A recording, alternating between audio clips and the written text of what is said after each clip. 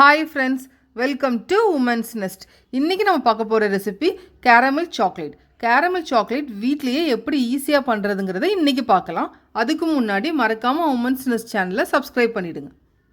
Caramel சாக்லேட் பண்ணுறதுக்கு first caramel ready பண்ணிக்கலாம். அதுக்கு இன்றைக்கி 1/2 கப் சுகர் எடுத்துருக்கிறேன்.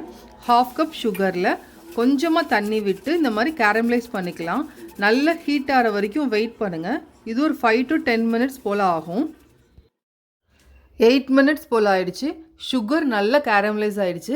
இப்போது நம்ம ஃப்ரெஷ் க்ரீம் சேர்த்துக்கலாம். இன்றைக்கி நான் 1 கப் ஃப்ரெஷ் க்ரீம் சேர்த்துருக்குறேன். அமுல் ஃப்ரெஷ் க்ரீம் எடுத்துருக்கிறேன். ஃப்ரெஷ் க்ரீம் நீங்கள் சேர்த்து மிக்ஸ் பண்ணும்போது இந்த மாதிரி கெட்டியாக விழும்.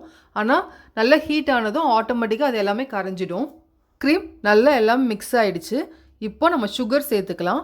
ஃப்ரெஷ் க்ரீம் 1 கப் எடுத்திங்கன்னா சுகர் 1.5 கப் எடுத்துக்கோங்க. சுகர் நல்லா மெல்ட் ஆகிற வரைக்கும் நல்லா மிக்ஸ் பண்ணிக்கிட்டே இருங்க.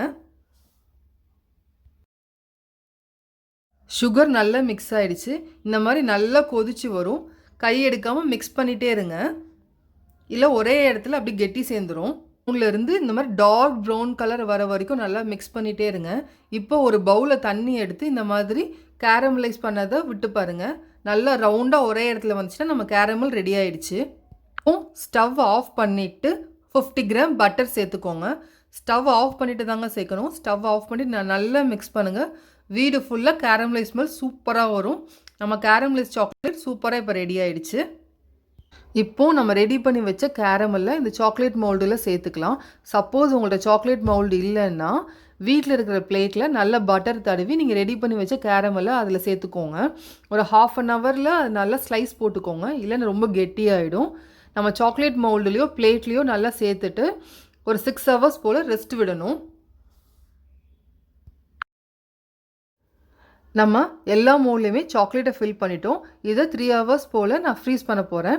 சப்போஸ் நீங்கள் பிளேட்டில் கேரமல் ஆட் பண்ணியிருந்தீங்கன்னா ஒரு 1/2 ஹவரில் நல்லா ஷேப் பண்ணிவிட்டு அதுக்கப்புறம் ஃப்ரீஸ் பண்ணுங்கள். அப்படி இல்லைன்னா ஹோல் நைட் அப்படியே ரெஸ்ட்டில் விட்டுடுங்க, ஃப்ரீஸ் பண்ணாமல்.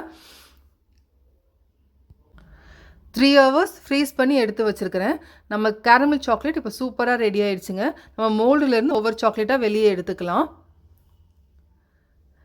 நீங்கள் ஒரு தடவை வீட்டில் செஞ்சு பாருங்கள். இந்த கேரமல் சாக்லேட் ரொம்ப நல்லாயிருக்கும். வீட்டில் இருக்க குட்டீஸ்க்குமே ரொம்ப பிடிக்கும் இந்த சாக்லேட். நம்ம கடையில் ஹெல்த்தி இல்லாமல் வாங்கி தரதுக்கு இந்த மாதிரி வீட்டிலே ஒரு தடவை செஞ்சு கொடுத்துடலாம். இது ஒரு 1 மந்த் வரைக்கும் நம்ம ஸ்டோர் பண்ணி வச்சுக்கலாம். ஒரு பட்டர் பேப்பரில் நல்லா ரோல் பண்ணி எடுத்து வச்சுக்கோங்க. நம்ம கேரமல் சாக்லேட் 1 மந்த் வரைக்கும் வெளியே இருந்தாலுமே கெட்டு போகாமல் சூப்பராக இருக்கும். இந்த கேரமல் சாக்லேட் உங்களுக்கு பிடிச்சிருந்துச்சுன்னா லைக் பண்ணுங்கள், ஷேர் பண்ணுங்கள். மறக்காமல் உமன்ஸ் நெஸ்ட் சேனலை சப்ஸ்கிரைப் பண்ணுங்கள். பக்கத்தில் இருக்கிற பெல் பட்டனையும் ப்ரெஸ் பண்ணிவிடுங்க.